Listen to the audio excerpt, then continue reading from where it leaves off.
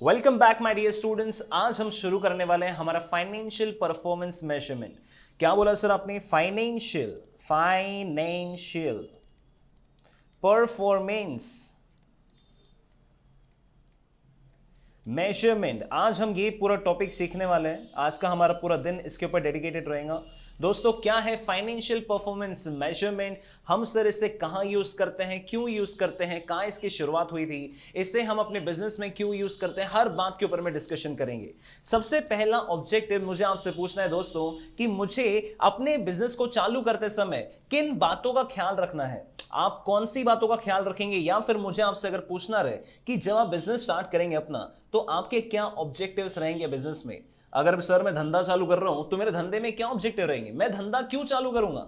अरे बेटा, मुझे ना सर, मैंने हर्षद मेहता की सीरीज देखी है ना, तो उसमें क्या बताया गया था कि धंधा करते हैं हम प्रॉफिट के लिए, पैसा कमाने के लिए, और प्रॉफिट हमारा फेवरेट सब्जेक्ट है, ठीक है ना। तो सर पहली बात तो मुझे पता है कि हम तो सर धंधा करते हैं पैसा कमाने के लिए, प्रॉफिट कमाने के लिए। सर माल बेचा मैंने 10 रुपए का, उसमें खर्चा हो गया मेरे को 5 रुपए का, और 5 रुपए का प्रॉफिट। ये बच्चा बच्चा समझता है। तो प्रॉफिट कमाने के लिए हमारा धंधा होता है। मुझे बताइए, क्या सिर्फ प्रॉफिट कमाने के लिए कि मुझे एक और चीज आपसे समझनी है। अगर आपने आज 5 रुपए का प्रॉफिट कमाया, कल 10 रुपए का कमाया, परसों 15 रुपए का कमाया, ऐसे करके आप करोड़ों का प्रॉफिट कमा रहे हो डेली बेसिस पे। लेकिन एक दिन ये प्रॉफिट खत्म हो जाएगा, बंद हो जाएंगे आपकी कंपनी। आप ये नहीं चाहोगे क्या कि आपकी कंपनी लॉन्ग टर्म तक चले, लंबा चले, 100 साल 150 साल आपकी कंपनी चले। जैसे कि हमारे टाटा कंपनी जितनी भी है वो सब चलती है, रिलायंस कंपनी इतनी पुरानी है। क्या आप ऐसा चाहोगे कि आज चालू हुई और हमारी 1-2 साल में बंद हो जाए? हम ऐसा बिल्कुल नहीं चाहेंगे सर। तो हमारे बिजनेस का एक और ऑब्जेक्टिव होता है, वो क्या होता है? हमारे बिजनेस का ऑब्जेक्टिव होता है सर्वाइवल। क्या होता है सर बिजनेस का ऑब्जेक्टिव? सर्वाइवल। करेंगे तो ये क्या है, हमारे बिजनेस के ऑब्जेक्टिव्स है। Objectives of business. कोई भी इंसान जब धंधा करता है तो वाई जब लगाता है, मैं धंधा क्यों करूं, उसके पीछे ये 2 वजह तो होती ही है। आप मुझे बताइए सर कि पहले साल आपने 1 करोड़ का प्रॉफिट कमाया, दूसरे साल भी आपने 1 करोड़ का प्रॉफिट कमाया, तीसरे साल भी आपने 1 करोड़ का प्रॉफिट कमाया। इसमें क्या कमी है आपके बिजनेस में? आपके बिजनेस में प्रॉफिट भी है, आपके बिजनेस में सर्वाइवल भी है। किस चीज की कमी है इस धंधे में? आप क्यों खुश नहीं हुए धंधे से? आप कहेंगे सर कि पहले साल अगर मैं 1 करोड़ का प्रॉफिट कमा रहा हूं, तो अगले साल I am expecting some growth. कुछ तो सर मैं ग्रोथ एक्सपेक्ट करूंगा ना, धंधे में पैसा अपना बढ़े, ऐसी हमारी इच्छा होती है ना। आज अपन 1 करोड़ कमा रहे, कल 2 करोड़ कमाए, परसों 5 करोड़ कमाए, फिर हम छप्पड़ फाड़ के पैसा कमाए, तो ये इच्छा होती है ना। That means you want growth in your business. आप अपने धंधे में क्या चाहते हो? हमेशा ग्रोथ देखना चाहते हो। तो ये 3 ऑब्जेक्टिव जो होते हैं आपके बिजनेस के, हमेशा आपके होने चाहिए। अगर किसी का भी ये ऑब्जेक्टिव है तो बेटा आप लंबे समय तक जी नहीं पाओगे। उसके लिए आपको सर्वाइवल और ग्रोथ की काफी जरूरत होगी बड़ा इंसान बनने के लिए, ठीक है ना। तो दोस्तों, बिजनेस करने के लिए 3 ऑब्जेक्टिव मैंने आपको बताया। अब मैं आपसे कहता हूं, जब भी आप बिजनेस करें, आपको यह देखना है कि आपका बिजनेस प्रॉफिट में है कि नहीं। आपको यह देखना है कि आपके बिजनेस में सर्वाइवल है कि नहीं। आपको देखना है कि आपके बिजनेस में ग्रोथ है कि नहीं। तो ये आप कैसे चेक करोगे? कैसे चेक करोगे सर? चेक करने का मतलब क्या होता है बेटा? चेक करने का मतलब नहीं है ऐसे भाई कितना मैंने कमाया पैसा तो अपने को पता चले, भाई मेरे धंधा अच्छा चल रहा है कि नहीं, उसमें सर ग्रोथ देखने मिल रही है कि नहीं। यानी कि 1 करोड़ कल जाके 1.5 करोड़ हुआ है, तो आपको पता है कि 50 लाख रुपए से आपका प्रॉफिट बढ़ा है। तो ये कैसे पता चलेगा? मतलब कि आप उसको नापोगे कैसे, मेजर कैसे करोगे, है ना। जैसे आपने फिगर देखा, तो फिगर क्या है? एक अमाउंट है, उसको आपने मेजर किया, तो इसे हम कहते हैं क्या? इसे हम कहते हैं फाइनेंशियल। दोस्तों ध्यान से समझिए बात को। अगर आपको ये 3 ऑब्जेक्टिव आपके बिजनेस के हैं और आपको ये देखना है कि मैं इन ऑब्जेक्टिव्स को कैसे पूरा करूंगा, और इनको पूरा करने के लिए फाइनेंशियल परफॉर्मेंस मेजर्स आपके काफी काम आ सकते हैं। यानी कि सर पैसों के हिसाब से जब आप चीजों को चेक करते हो, मेजर करते हो, तो आप देखते हो कि आपके 3 ऑब्जेक्टिव पूरे होते हैं कि नहीं। एक छोटा सा एग्जांपल लेके समझते हैं। बेटा समझ लीजिए कि आपको चेक करना है कि मेरा बिजनेस प्रॉफिटेबल है कि नहीं, और आपने फाइनेंशियल परफॉर्मेंस मेजर्स का यूज किया। यानी कि आपने पैसों के हिसाब से चेक करने की कोशिश की, ठीक है ना, फाइनेंस के हिसाब से। तो आपने कैसे चेक किया? सर प्रॉफिट है मेरा 1 करोड़ का। दैट मींस कैसा है प्रॉफिट? आपके सेल्स लेस एक्सपेंसेस के बाद आपका प्रॉफिट आया होगा। तो आपने चेक किया पैसों के हिसाब से कि मेरा धंधा प्रॉफिटेबल है। अगर आपको चेक करना है कि आपके धंधे में ग्रोथ है कि नहीं, तो तो आप कैसे चेक करोगे? पैसों के हिसाब से आपने ओपन किया अपना फाइनेंशियल स्टेटमेंट्स, आपने देखा लास्ट ईयर की जो मेरा प्रॉफिट है वो 1 करोड़ का है, इस बार का 1.5 करोड़ का है, अगली बार का 2 करोड़ का है, तो मेरे धंधे में क्या है? प्रॉफिट में ग्रोथ हो रही है। और ये आपने कैसे चेक किया? पैसों के हिसाब से, यानी कि फाइनेंस के हिसाब से। तो फाइनेंस के हिसाब से आप अपने बिजनेस को मेजर कर रहे हो, that is financial performance measurement. Financial यानी कि पैसा, परफॉर्मेंस यानी कि कैसा काम हुआ है, और मेजरमेंट यानी कि नापना। नापा कैसे आपने? सर अपने फिगर्स में उसको चेक किया, कितना इंक्रीज है, कितना डिक्रीज है। और उसका तीसरा ऑब्जेक्टिव आपका जो है हमारा सर्वाइवल। इससे आप अपने फाइनेंस से कैसे चेक करोगे? बेटा सोचिए कि आपके धंधे में आपको पता है आपका होता है बैलेंस शीट, है ना? आप सब अकाउंट्स के स्टूडेंट्स हैं, और अगर आप सब जानते होंगे कि अगर जो कंपनी बहुत ज्यादा कर्जा लेती है, बहुत ज्यादा कर्जा लेके रखी है उसने बहुत ज्यादा अमाउंट्स का, जिसके प्रॉफिट्स बहुत कम है, यानी कि नेगेटिव है या फिर जीरो है या फिर बहुत ही कम प्रॉफिट्स है, और जिसके पास में कैश और बाकी एसेट्स भी बहुत कम है अपने बिजनेस में, तो ऐसा धंधा ना लंबे समय के लिए नहीं चल सकता, क्योंकि यहां पे हमारे पास में लिक्विडिटी की इश्यू है, यहां पे क्या है? पैसों की कमी है, यहां पे सर्वाइवल का इश्यू है। क्लियर समझ में आ रहा है? जब आपने पैसों के हिसाब से अपने बैलेंस शीट को ऑब्जर्व किया, आपने देखा कि भाई ये कंपनी के पास में तो कैश है ही नहीं सर, कैश नहीं है तो धंधा कैसे चलाएंगे आगे चल के? सो लोन इतने सारे खड़े हुए, इतने लोगों का कर्ज वापस करना है, ये कंपनी ज्यादा अच्छी नहीं है। इनके अपने लास्ट रिकॉर्ड्स उठा के देखे, इन्होंने डिविडेंड भी बहुत कम दिया है, इनकी कमाई भी बहुत कम होते जा रही है, और इनके फ्यूचर प्रोस्पेक्ट्स भी आपको समझ में नहीं आ रहे हैं कितने अच्छे जाने वाले हैं, प्रोजेक्टेड भी काफी वीक है। तो आपने क्या देखा कि ये कंपनी सर्वाइवल के हिसाब से अच्छी नहीं है, और बजाय इसके ऐसी भी कुछ कंपनीज है जो सर्वाइवल के हिसाब से अच्छी है। तो ये सब आप अपने ऑब्जेक्टिव्स पूरे कर सकते हो फाइनेंशियल परफॉर्मेंस मेजर्स को यूज करके, यानी कि पैसों के हिसाब से आप अपने ऑब्जेक्टिव्स को पूरा कर सकते हो। इन्हीं ऑब्जेक्टिव्स को पूरा करने के लिए हमारे सिलेबस में 3 परफॉर्मेंस मेजर्स आपको पढ़ाए जाएंगे। कौन से है सर? वो हमारा सबसे पहला परफॉर्मेंस मेजरमेंट ऑब्जेक्टिव को पूरा करने के लिए है हमारा मेजरमेंट इंडिकेटर, जिसका नाम है return on investment. Return on investment, return on investment, ये है दोस्तों हमारा सबसे पहला फाइनेंशियल परफॉर्मेंस मेजरमेंट का इंडिकेटर। ऐसे हमारे चैप्टर में ऐसे फाइनेंस के ऊपर में 3 परफॉर्मेंस इंडिकेटर्स है। पहला है हमारा रिटर्न ऑन इन्वेस्टमेंट, सेकेंड है हमारा रेसिडुअल इनकम, एंड थर्ड है हमारा EVA, that is economic value added. उसमें से हम सबसे पहले रिटर्न ऑन इन्वेस्टमेंट के ऊपर पढ़ाई करेंगे। आइए मेरे साथ में, क्या लिखा मैंने? सो रिटर्न ऑन इन्वेस्टमेंट, आप सब भी मेरे साथ नोट करेंगे। This is RI, right? This is the RI। मुझे बताइए सर कि हम रिटर्न ऑन इन्वेस्टमेंट का मतलब क्या होता है? कम ऑन गाइस, मुझे बताइए जल्दी से। कितना सिंपल है, बहुत ही सिंपल अंडरस्टैंडिंग में सोच के बताइए, what is the meaning of return on investment? Sir जितना हिंदी में हम इसको पढ़ पा रहे हैं, इन्वेस्टमेंट के ऊपर में आपने कितनी कमाई की है, that is the return on investment. बिल्कुल सिंपल है, इसमें कोई टेक्निकलिटीज नहीं है। यानी कि सर अगर आपने 100 रुपए लगाए और 100 रुपए लगा के अगर आपने 10 रुपए उस पर कमाए हैं, तो मैं कहूंगा कि आपकी रिटर्न ऑन इन्वेस्टमेंट 10% है।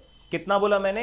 रिटर्न ऑन इन्वेस्टमेंट आपका कितना है? 10% है। So this is the first indicator of financial performance measurement. कौन सा है? Return on investment. मुझे बताइए जल्दी से कि सर इसका फॉर्मूला क्या होता है, या फिर आप इसको अपने दिमाग से कैसे क्रिएट करेंगे? What is return on investment? आपको कभी भी चेक करना है बिजनेस में कि ये बिजनेस में अगर हमने पैसा लगाया है तो हमने कितना % कमाई की है, उससे कहते हैं return on investment.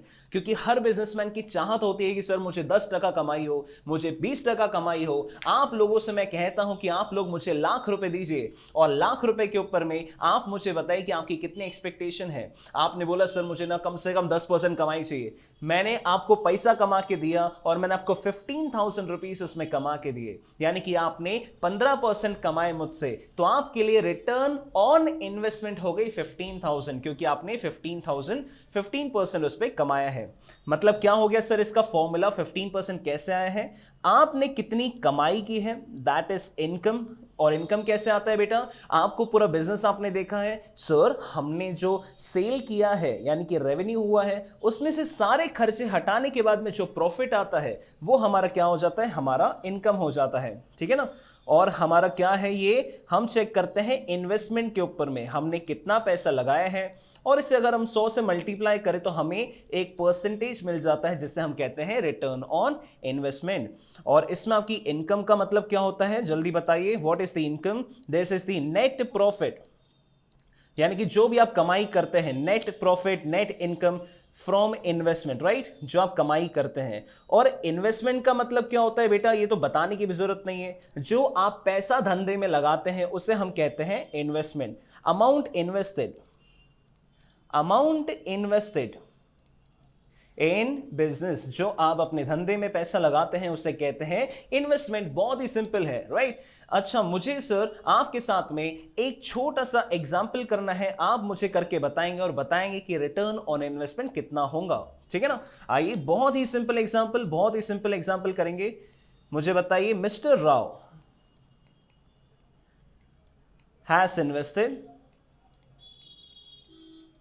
₹1 lakh, rupees 1 lakh in its business, in his business। अपने धंधे में उसने अगर 1 लाख रुपए लगाए हैं और and profit during the year, पूरे साल भर में जो उसने पैसा कमाए हैं उन लगाए हुए पैसों से उस प्रोजेक्ट के ऊपर में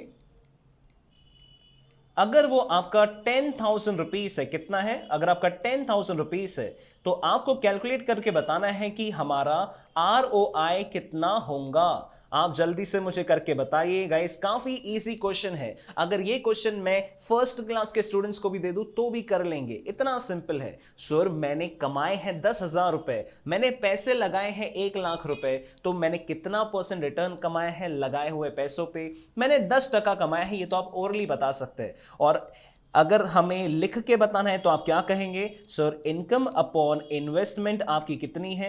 दिस इज 10,000 रुपीज आपने कमाए हैं और आपने कमाए हैं 1 लाख रुपयों पे, और कुल मिला के आपने कितना परसेंटेज कमाया है? आप बताइए। यहां पे आपने कमाए हैं 10% रिटर्न, 10% आपने कमाया है।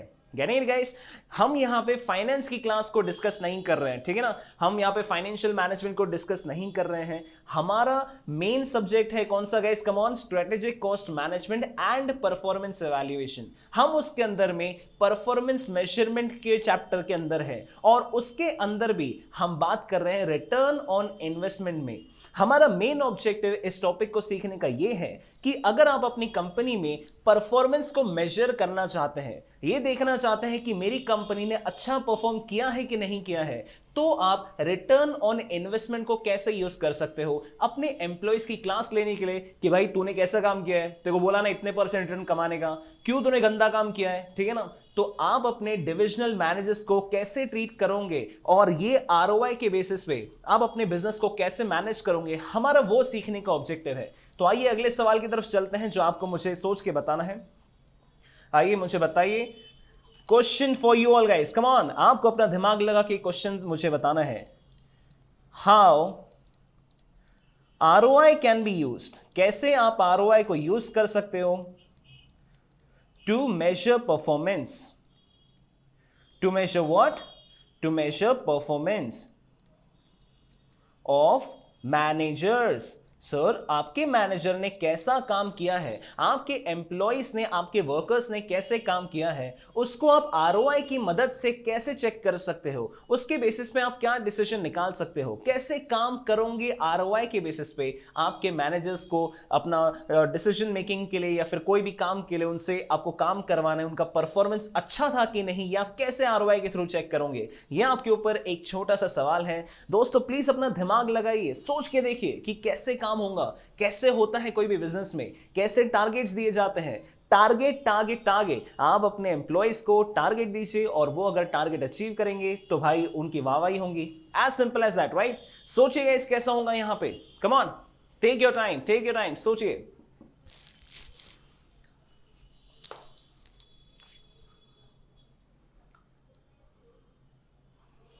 All right, guys, try to understand. Sir जब भी मैं अगर बिजनेस कर रहा हूं और मेरे पास में मान लीजिए कि डिविजन्स बने हुए हैं, डिवीजन मतलब कि अगर मैंने अपनी कंपनी को 2-3 टुकड़ों में तोड़ के रखा है और हर टुकड़े को काम करने के लिए, मैनेज करने के लिए मैंने एम्प्लॉइज बिठा दिए हैं। भाई ये है ना मेरा ये फूड का बिजनेस है, ये फूड के बिजनेस को ना ये वाला इंसान संभालेगा, ये वाले बिजनेस को, ये आईटी के बिजनेस को ना ये वाला इंसान संभालेगा, ये जो टीचिंग इंडस्ट्री है ना इसको ये वाला इंसान संभालेगा। मान लीजिए कि मैंने अपने बिजनेस को अलग अलग डिवीजन में तोड़ के रखा है, ठीक है ना, और एक डिविजनल मैनेजर को मुझे चेक करना है कि बंदे ने अच्छा काम किया है कि नहीं किया है। तो आप उसको आरओआई के थ्रू कैसे चेक करेंगे? सर बहुत सिंपल है, बहुत सिंपल है। देखिए मान लीजिए कि डिविजनल मैनेजर नंबर 1 मेरे लिए काम करता है, मैंने उसको एक टारगेट देके रखा है कि भाई अगर मैंने धंधे में 1 लाख रुपए लगाया तो कम से कम भाई जो इस कंपनी ने कमाना चाहिए, जो कि तेरे डिविजन से कमाना चाहिए, वो 15%,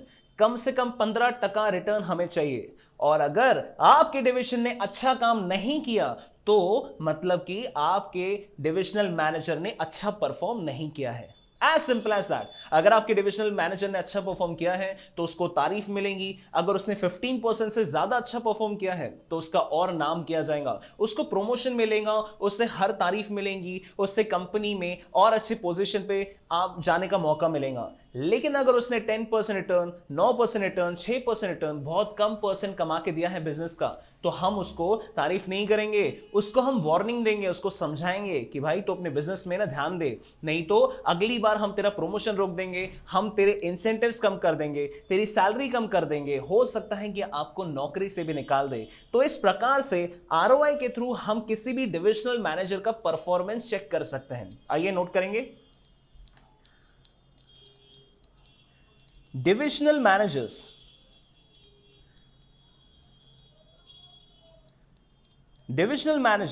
are given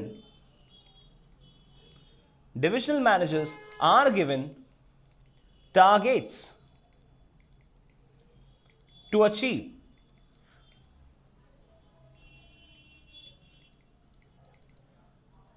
Divisional managers are given targets to achieve. Suppose 15%, suppose करिए 15% for their division, her division को सर उनके डिवीजन के हिसाब से हम अलग टारगेट देंगे, उनको बताएंगे कि भाई देखो जैसे कि टीचिंग इंडस्ट्री में प्रॉफिट काफी ज्यादा है, मार्जिन काफी ज्यादा है, तो हम यहां पे देंगे भाई कम से कम 70% हमें रिटर्न ऑन इन्वेस्टमेंट होना चाहिए। अगर हम किसी फूड बिजनेस की बात करें तो वहां पे मार्जिन काफी कम होता है, 5-10 रुपए का होता है, तो 5% का हम वहां पे देंगे। तो हर डिवीजन के हिसाब से, हर प्रोडक्ट के हिसाब से, हर इंडिविजुअल के परफॉर्मेंस के हिसाब से हम अलग टारगेट उनको देंगे और देखेंगे कि उन्होंने अच्छा काम किया है कि नहीं किया है। For their division, example 15% for the division. If this target is achieved, or surpassed, अगर आपने इसे सरपास कर दिया, then those managers will be appraised.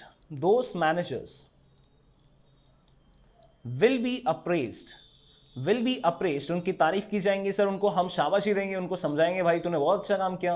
And if not, अगर उसने अच्छा काम नहीं किया तो क्या करेंगे? They will get warning and will not get incentives. Sir हम उन्हें कमीशन, इंसेंटिव्स हम नहीं देंगे, उनकी सैलरी हम कम करेंगे इस केस में, क्योंकि उन्होंने अच्छा काम नहीं किया है, ठीक है ना।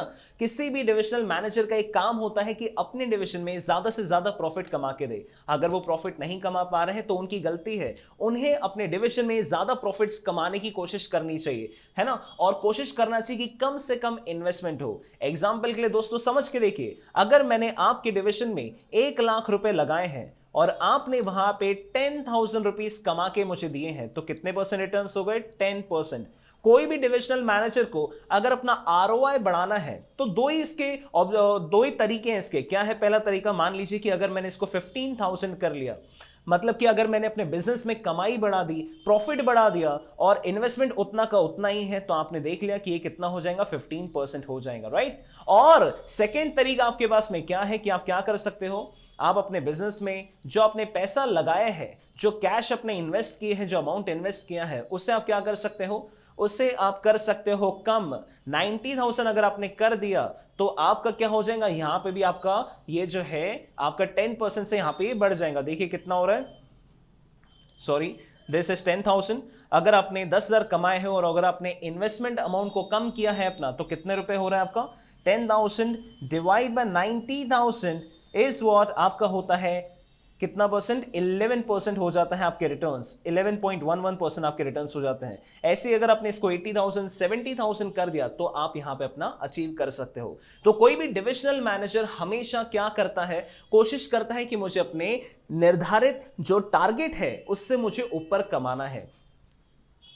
अगर दोस्तों अगर ये नेचुरली हो रहा है, यानी कि अपनी मेहनत के कारण हो रहा है, तो बहुत अच्छी बात है। लेकिन अगर डिविजनल मैनेजर जानबूझ के क्या कर रहा है, समझ लीजिए कि उससे अगर पैसे इन्वेस्ट करने हैं, यानी कि अपने धंधे में जितना भी अमाउंट हमने इन्वेस्ट करके रखा है in the form of net assets, यानी कि एसेट्स माइनस लायबिलिटीज, तो काफी बार ऐसा होता है कि हमें पैसा इन्वेस्ट करना बहुत जरूरी होता है, लेकिन वो क्या करते हैं, पैसा इन्वेस्ट नहीं करते हैं, उस पैसे को डीले करते हैं जानबूझ के। उससे क्या होता है कि इनका रिटर्न ऑन इन्वेस्टमेंट हमेशा क्या होता है, मैनेज रहता है, ज्यादा शो होता है। नहीं तो क्या हो जाएगा भाई, रिटर्न्स आ नहीं रहे, और अगर इन्वेस्टमेंट यहां पे 1 लाख रुपए से बढ़ गई तो इनका परसेंटेज क्या हो जाएगा, 5% हो जाएगा, और इन्हें डांट पड़ती है इस केस में। तो इसलिए जानबूझ के काफी बार डिविजनल मैनेजर अच्छी इन्वेस्टमेंट नहीं करते हैं। तो हमें यह बात का भी ध्यान देना चाहिए, जिससे कि क्या हो भैया, अगर इन्वेस्टमेंट करे और उसके कारण हमारा रिटर्न ऑन इन्वेस्टमेंट कम भी हो रहा हो, तो हमें इनको नहीं चिल्लाना है इस केस में।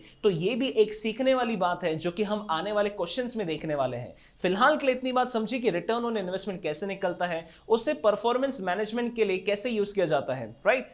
ओके, अब मुझे ये बताइए कि सर ये परसेंटेज का मतलब क्या होता है। ये एक रिलेटिव इंडिकेटर है। क्या है, एक रिलेटिव इंडिकेटर है, क्योंकि ये परसेंटेज में है, अमाउंट्स में नहीं है, परसेंटेज में है, इसलिए क्या है, एक रिलेटिव परसेंटेज है। अगर मैं एक एग्जांपल दूं आपको, सोच के देखिए बच्चों, कि अगर मैं अपना बिजनेस चालू करता हूं और अगर मैं मान लीजिए कि 1 लाख रुपए अपने बिजनेस में लगाता हूं और 10,000 रुपीज कमाता हूं, तो मेरा रिटर्न हो गया 10% का। यहीं पे अगर मुकेश अंबानी जी है, वो अपने धंधे में कितने लगाते हैं, 1 करोड़ रुपए कम से कम लगाते हैं मान लीजिए, और इस पे वो अगर 10 लाख रुपीज कमाते हैं, ठीक है ना, 10 लाख रुपीस कमाते हैं, तो उनका भी रिटर्न होता है 10% का और मेरा भी रिटर्न होता है 10% का, क्योंकि हम दोनों सेम इंडस्ट्री में है, सेम साइज के हैं, साइज के भले नहीं है लेकिन सेम इंडस्ट्री में है, सेम प्रॉफिट रेशियो हमने मेंटेन किया है। तो हम यहां पे रिलेटिव, जो कि हमारी सेम इंडस्ट्री में जो फर्म्स है, हम उससे कंपेयर कर सकते हैं, राइट। तो ये रिलेटिव परसेंटेज हमारे उस काम आता है। अगर हम समझ लीजिए कि यहां पे सिर्फ 8% कमाते हैं, तो हम ऐसा सोच सकते हैं कि भाई हमारी इंडस्ट्री में सबकी फर्म्स तो 10% कमा रही है, तो हमारी फर्म कम क्यों कमा रही है, तो हमें ज्यादा कमाने की कोशिश करनी चाहिए। तो ये सब हमारे आरओआई के यूजेस होते हैं। हमने तो सबसे इंपॉर्टेंट चीज देखी कि डिविजनल मैनेजर के लिए कैसे काम आता है ना, और इसके अलावा हमने ये समझा कि ये कैलकुलेशन कैसे होता है। आने वाले क्वेश्चंस में काफी इंपॉर्टेंट चीजें आपको समझ में आएंगी आरओआई से रिलेटेड, जो कि हम आगे करने वाले हैं। अब एक छोटा सा एक और क्वेश्चन हम लेंगे और एक बात समझने की कोशिश करेंगे, आप मुझे इसका सॉल्यूशन देंगे, ठीक है ना। आइए पहले मैं आपको एक एग्जांपल लिखाता हूं, मुझे बताइए इसका सॉल्यूशन। लिखिए मेरे साथ में, suppose a company has 2 divisions. एक कंपनी के पास में 2 डिविजन है, उसने अपने कंपनी को 2 हिस्सों में बांट के रखा है। डिविजन 1 जो है, डिविजन 1 कंट्रोल किया जा रहा है, division 1 is controlled by mister Smith. ये है डिविजनल मैनेजर हमारे डिविजन नंबर 1 का, ठीक है ना। और सेकेंड डिविजन जो है हमारा, वो कंट्रोल किया जा रहा है बाय मिस्टर गिल। ये हमारे 2 डिविजनल मैनेजर हैं, हमारी कंपनी में 2 डिविजन है, एक है मिस्टर स्मिथ, एक है mister Gill. Getting it guys? Okay, मुझे बताइए कि अगर यहां पे ध्यान से देखिए, there is an investment opportunity, there is an investment opportunity,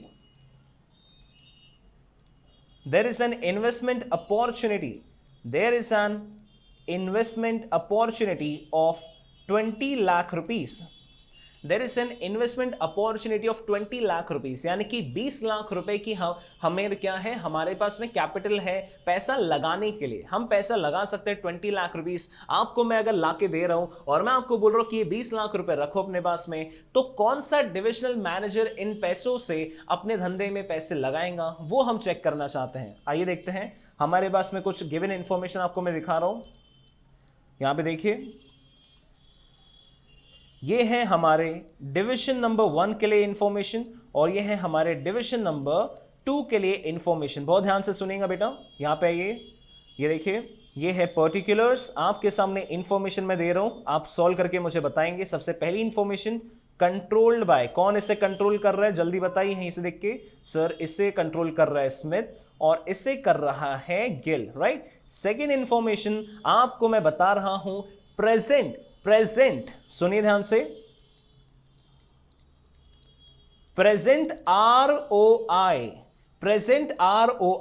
या फिर आप इसे कहिए टारगेट ROI, इस डिवीजन का है 13% का और इस डिवीजन का है 5% का। Interpretation guys, come on, interpretation मतलब क्या हुआ इसका, कि सर फिलहाल के लिए जो डिवीजन 1 में जो कमाई हो रही है, अगर आप 100 रुपए लगाते हो तो 13 रुपए ये फिलहाल कमा रहे हैं, और अगर डिवीजन 2 को देखोगे तो अगर आप 100 रुपए लगाते हो तो 5 रुपए फिलहाल के लिए आप कमा रहे हो। और इन्हें कंट्रोल करने वाले मैनेजर का नाम है स्मिथ और सेकंड वाले का नाम है गिल, ठीक है ना। ओके, अब आती है मेन पिक्चर।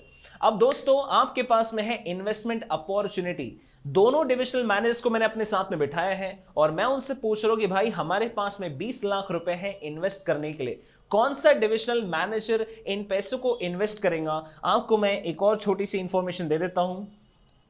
आप लोग एज अ डिविजनल मैनेजर मुझसे क्या पूछोगे, सर सुनो ना, आप मुझे जो पैसा दे रहे हो उसमें मैं कितना % कमाऊंगा पैसा, आपको पता होना चाहिए ना कि कितना पैसा कमाओगे। अगर डिविजनल मैनेजर नंबर 1 को अगर मैं वो पैसा देता हूं, अगर वो पैसा इन्वेस्ट करता है, एक्सपेक्टेड रिटर्न्स फ्रॉम इन्वेस्टमेंट, अगर डिविजनल मैनेजर नंबर 1 उससे अगर इन्वेस्ट करता है अपने बिजनेस में तो उसको कमाई होंगी 10% की, और डिविजनल मैनेजर नंबर 2 अगर उसे इन्वेस्ट करता है तो उसको कमाई होंगी 7% की। कितने परसेंट की? 7% की। और उसके अलावा अगर मैं आपको एक और इंफॉर्मेशन दूं तो ध्यान से सुनिए, overall cost of capital of company is 8%। पूरी कंपनी का ओवरऑल कॉस्ट ऑफ कैपिटल 8% का है। इसका मतलब है दोस्तों कि अगर आपकी कंपनी ने पैसा मार्केट से जो उठाया है, जो भी धंधा करते हैं ना हम, कभी भी हमारी कंपनी को एक एक्सपेक्टेशन होती है कि भाई मैं कोई भी काम करूं मुझे कम से कम 8% कमाना है, क्योंकि मैंने जिनसे पैसा उठाया है बोरोवर्स से, बैंक से, तो उनको मुझे कम से कम 8% देना है। तो आप कोई भी प्रोजेक्ट ऐसा चूज करोगे ना भाई जहां पे आपको 8% से ज्यादा कमाई हो, तो ये है हमारा कॉस्ट ऑफ कैपिटल। आपने आईपीसीसी, सीपीटी, फाइनल में कोई ना कई जगह ये इसका नाम सुना होगा, कॉस्ट ऑफ कैपिटल। यानी कि जो कैपिटल आप उठाते हो मार्केट से, तो उसको अगर आपको चुकाना है किसी को भी, अगर आपको जो भी दे रहा है आपको पैसे, उसकी एक्सपेक्टेशन कम से कम 8% की है। और ये देखिए ध्यान से, ये ओवरऑल है, ये पूरी कंपनी का है, ठीक है ना, ये पूरी कंपनी का है, ये इंडिविजुअल डिविजन्स का नहीं है।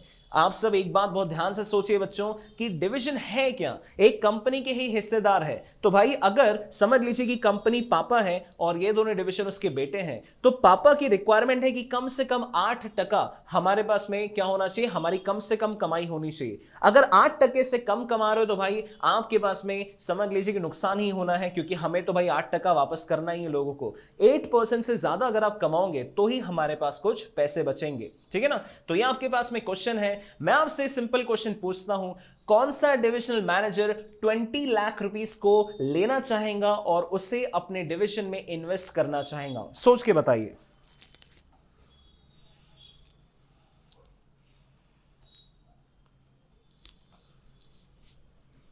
Come on guys, think on it, think on this point. आपके पास में 20 लाख रुपए, कौन सा डिविजनल मैनेजर पैसा उठाएगा और अपने धंधे में लगाएगा, सोचिए। बहुत ही सिंपल क्वेश्चन गाइस, बहुत ही सिंपल क्वेश्चन।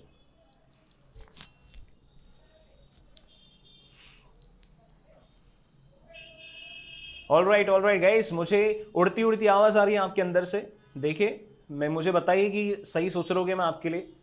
देखते हैं कौन से स्मार्ट स्टूडेंट्स हैं जो पहले बताएंगे।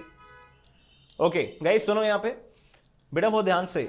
प्रेजेंट आरओआई, फिलहाल के लिए जो बंदे कमा रहे हैं और उन्हें जो टारगेट मिला है वो है 13% का, वो है 5% का। अगर कोई भी मैनेजर का नाम ले लो, जैसे कि हम स्मिथ की बात करते हैं, तो स्मिथ को अगर मैं कोई भी प्रोजेक्ट बता रहा हूं और उसको मैंने बताया कि भाई इस प्रोजेक्ट में तेरे को कमाई होने वाली है 10% की, तो स्मिथ मुझे क्या कहेगा कि सर मैं फिलहाल के लिए अपने डिवीजन में 13% कमा रहा हूं रिटर्न्स, 13%, 13% रिटर्न्स कमा रहा हूं। तो मैं आपका ये 10% वाला जो नया प्रोजेक्ट है इसको मैं क्यों एक्सेप्ट करूं? सर मुझे तो 10% ही कमाई होंगी ना, और मैं प्रेजेंट में तो 13% कमा रहा हूं, तो मुझे इसको एक्सेप्ट नहीं करूंगा सर मैं, क्योंकि भाई इससे क्या हो जाएगा ना, अगर मैंने ये वाला प्रोजेक्ट एक्सेप्ट किया तो सर फिर क्या हो जाएगा ना, ये नया प्रोजेक्ट एक्सेप्ट करने से मेरा ओवरऑल आरओआई जो डिवीजन का है वो मेरा क्या हो जाएगा, गिर जाएगा, और मैं ऐसा कभी नहीं चाहूंगा। तो सर मुझे, क्योंकि भाई देखो मेरा तो सर जितना भी परफॉर्मेंस है वो पूरा नापा जाता है मेरे आरओआई के हिसाब से, और अगर ये सर 10% वाला एक्सेप्ट किया तो आरओआई गिर जाएगा, तो मैं इस प्रोजेक्ट को एक्सेप्ट नहीं करूंगा। वेरी सॉरी सर, मैं इस प्रोजेक्ट को एक्सेप्ट नहीं करूंगा। तो 20 लाख रुपीस का प्रोजेक्ट कौन एक्सेप्ट नहीं करेगा? डिविजनल मैनेजर नंबर 1 जो है स्मिथ एक्सेप्ट नहीं करेगा। सेकेंड डिविजनल मैनेजर के पास पढ़ते हैं गिल के तरफ में। हमने उससे पूछा कि भाई तू इन्वेस्ट करेगा कि नहीं 20 लाख रुपए? उसने बोला सर देखो मैं फिलहाल के लिए 5% कमाता हूं अपने डिवीजन में, और नया जो प्रोजेक्ट है अगर उसको मैंने एक्सेप्ट किया और उस पर मैंने पैसे इन्वेस्ट किए तो मेरी कमाई होंगी यहां पे 7% की। फिलहाल मैं कमा रहा हूं 5% पेज पे और आगे मैं कमाऊंगा 7% पे, तो भाई ये तो पुराना है सर मेरे को, चलो रे इसको मैं एक्सेप्ट करने वाला हूं। तो गिल ये इसको एक्सेप्ट कर लेगा। राइट, बहुत ही सिंपल था ये, आरओआई के हिसाब से ये इसे एक्सेप्ट कर लेगा। लेकिन एक छोटी सी इसमें दिक्कत है भाई, अगर गिल ने इस प्रोजेक्ट को एक्सेप्ट कर लिया, अगर गिल ने इस प्रोजेक्ट को एक्सेप्ट कर लिया तो सोचिए क्या होगा। सर गिल तो अपने बापू का ही बेटा है, यानी कि हमारी कंपनी का ही बेटा है। कंपनी की एक लिमिट है कि भाई हमारे पास में कोई भी प्रोजेक्ट एक्सेप्ट करे तो भाई कम से कम उसमें हमें 8% रिटर्न्स चाहिए ही चाहिए, क्योंकि अगर 8% नहीं कमाएंगे तो हमें जिनसे हमने पैसा लिया है उन्हें ही हमें 8 रुपए तो देने ही होंगे, है ना, 8%। तो अगर आप यहाँ पे 7% वाला प्रोजेक्ट एक्सेप्ट करोगे और वहां से 7% कमाओगे और आपके पास में खर्चा आपको आएगा 8% का, तो भाई ये प्रोजेक्ट भी हम एक्सेप्ट क्यों करें? लेकिन यहां पे ताना तानी चालू हो जाएंगी। हमारा स्मिथ तो पिक्चर से बाहर हो गया, गिल बोलता है कि प्रोजेक्ट को एक्सेप्ट करो, लेकिन ये कंपनी के हित में नहीं है। Guys once again come on, ये स्मिथ को तो बाहर करो, अब भाई डिविजनल मैनेजर वर्सेस कंपनी के बीच में जंग छिड़ी हुई है, यानी कि एक बेटे और बापू के बीच में जंग चालू हो गई है। बेटा बोलता है कि मुझे इसके ऊपर में पैसा लगाना है, और कंपनी यानी कि पापा बोलते हैं कि बेटा इससे तो घर का ही नुकसान होगा ना, तू भले कमाई कर ले यहां से इंडिविजुअली, ओवरऑल देखेंगे तो कंपनी को -1% का यहां पे घाटा हो जाएगा, ठीक है ना।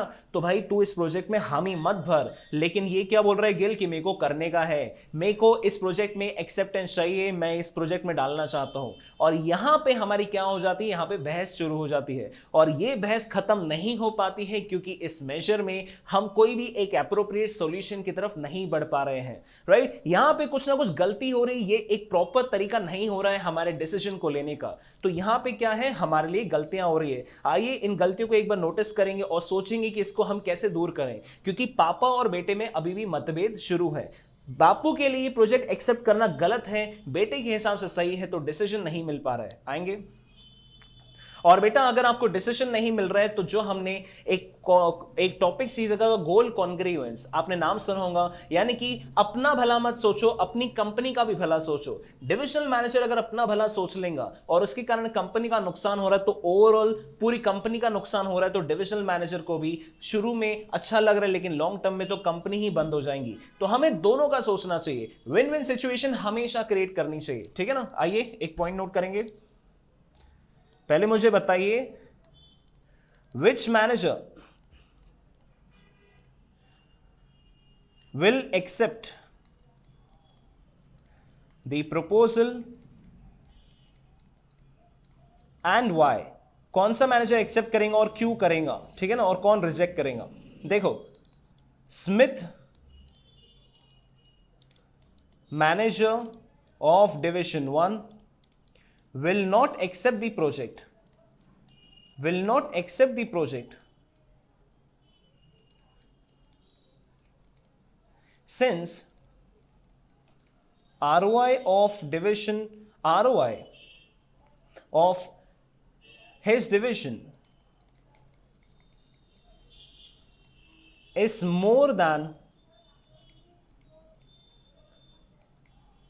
the returns expected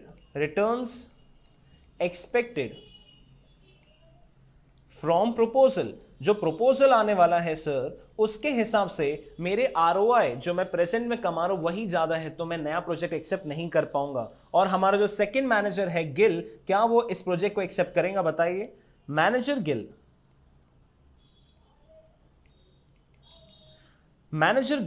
of division 2 will accept this project, will accept this proposal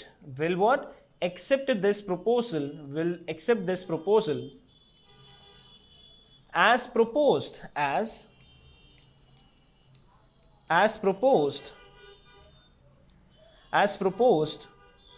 ROI of 7% is more than present ROI of 5%। ठीक है ना? तो इसलिए वो ये चीज को एक्सेप्ट करेगा। अब तीसरी चीज, हमारी कंपनी हमारे पापा के लिए भी सोचना बहुत जरूरी है। तो पापा के लिए मुझे बताइए कि क्या पापा के लिए आप एक्सेप्ट करेंगे? That is the main issue here. सबसे इंपॉर्टेंट इश्यू हमारा आता है, और इस इश्यू को जो सॉल्व करेगा गाइस, वो बहुत ही ज्यादा एनालिटिकल स्टूडेंट है, वो बहुत ही ज्यादा स्मार्ट स्टूडेंट होगा। अगर हम बात करें overall cost of capital of company is 8%. Overall cost of capital of company is 8%, but manager 2 has accepted the project,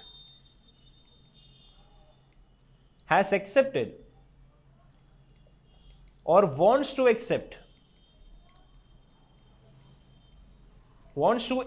this project,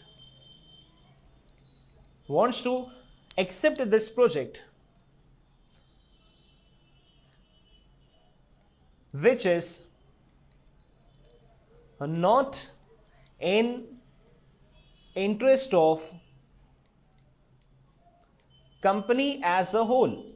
अगर मैं कंपनी की बात करूं, ओवरऑल कंपनी की बात करूं, तो ये डिसीजन लेने की वजह से ओवरऑल कंपनी के हिसाब से हमारा क्या हो रहा है? हमारा यहां पे नुकसान हो रहा है, क्योंकि आप यहां पे कमाओगे 7%, और ओवरऑल कंपनी को अगर हम लेके चले तो आपको कम से कम यहां पे 8% कमाने ही चाहिए। 8% कमाओगे तो भी आप जीरो पे ही रहोगे, यानी 8% कमाए और 8% आपको कम से कम कमाना चाहिए था। ठीक है ना? क्योंकि आपको ये कॉस्ट है आपका। तो भाई यहां पे आपको कम से कम 9-10% होता तो एक्सेप्ट कर लेते, लेकिन भाई ये वाला जो बच्चा है ना मेरा, ये बहुत जिद्दी है, इसके कारण ये पूरी गलतियां हो रही है। तो भाई मुझे आप बताइए कि हम क्या करें कि भाई ये वाली जो हमारे बीच में जो दूरियां आ रही है, ये हमारी क्या हो जाए? ये हमारी दूर हो जाए। तो इसी चीज को समझने के लिए दोस्तों हमारे पास में हमें सॉल्यूशन चाहिए। तो कौन मुझे सॉल्यूशन बताएगा इस चीज का? जल्दी से बताइए। ये देखिए हमारे पास में ये प्रॉब्लम हो रही है और इस प्रॉब्लम का हमें सॉल्यूशन चाहिए। ओके, बताइए जल्दी से गाइस, कम ऑन, बताइए क्या कर सकते हैं हम लोग? बताइए क्या करें हम लोग यहां पे? ये हमारे पास में काफी बड़ी प्रॉब्लम है, हम तो सर यहां पे कुछ कर ही नहीं पा रहे हैं। अब सर ये प्रॉब्लम को दूर करने के लिए, ये वाली जो प्रॉब्लम आई है दोनों डिविजनल, एक डिविजनल मैनेजर के बीच में और कंपनी के बीच में, क्योंकि यहां पे दोनों के बीच में मतभेद है, ये वाला आरओआई को हम यहां पे सफिशिएंट तरीके से हम यूज नहीं कर पा रहे हैं, क्योंकि इसके बीच में क्या ड्रॉबैक हो गया है? किसी के लिए फेवरेबल है और कंपनी के लिए फेवरेबल नहीं है। तो भाई अगर समझ लीजिए कि हमारे डिविजनल मैनेजर 1-2 के बीच में था तो वो तो कोई दिक्कत नहीं, 1 ने छोड़ दिया और 2 ने एक्सेप्ट कर दिया, लेकिन इस केस में कंपनी और हमारे डिविजनल मैनेजर नंबर 2 के बीच में डिफरेंस आ गया है। तो यहां पे हम क्या करेंगे गाइस, कम ऑन, क्या करेंगे सर, यहां पे हम आरओआई को यूज नहीं कर सकते। इस प्रॉब्लम को दूर करने के लिए एक नए मेथड का इन्वेंशन हुआ है, एक नए परफॉर्मेंस मेजरमेंट मेथड का, जो कि हमारे फाइनेंशियल परफॉर्मेंस मेजर में सेकंड वाला था। हमने अभी डिस्कस किया है आरओआई, सेकंड हम अभी डिस्कस करने वाले हैं आरआई, क्योंकि आरओआई में कहीं कहीं जगह कुछ कुछ पॉइंट्स में हमें गलतियां नोटिस हो रही थी। उन गलतियों को दूर करने के लिए हमने आरआई लगाया है। और आरआई क्या है दोस्तों, आइए डिस्कशन करेंगे आरआई के ऊपर में और देखेंगे कि आरआई हमारी मुसीबतों को, हमारी तकलीफों को कैसे दूर कर सकता है। ठीक है ना, हमारी प्रॉब्लम को दूर करने के लिए हम आरआई को यूज करेंगे। आप लास्ट वाली लाइन में आप लिख लेना कि वहां पे एक प्रॉब्लम क्रिएट हो रही है और इस प्रॉब्लम का समाधान हम आरआई से करेंगे, जो कि हम अभी पढ़ने वाले हैं। गाइस हेडिंग डालेंगे नए टॉपिक की, दिस इज आरआई। इसका फुल फॉर्म है residual income. Residual income, residual का मतलब होता है बेटा बचा कुचा। क्या बोल रहा हूं मैं, बचा कुचा। रेसिडुअल मतलब बचा हुआ, और इनकम का मतलब है कमाई, जो कि हमने प्रॉफिट्स को डिस्कशन किया, राइट। आइए बताइए मुझे क्या है ये सर। पहले मैं आपको आरआई का फॉर्मूला लिखाना चाहूंगा और फॉर्मूला लिखाने के बाद में उसका इंटरप्रिटेशन बताऊंगा, हर एक पॉइंट का मतलब क्या होता है, और फिर हम इसे लॉजिकली हम इसे पूरा डिस्कशन करेंगे। और नेक्स्ट टाइम से ये फॉर्मूला आपके दिमाग से खुद से क्रिएट होना शुरू हो जाएगा। इतना सिंपल होने वाला आपके लिए, ठीक है ना सर। आरओआई का मतलब होता है, पहली बात हम लिखेंगे income less investment amount. Investment amount या फिर आप कैपिटल एम्प्लॉयड अमाउंट कहिए, जो आपने पैसा बिजनेस में लगाया है या फिर आपने लोगों से उठाया है।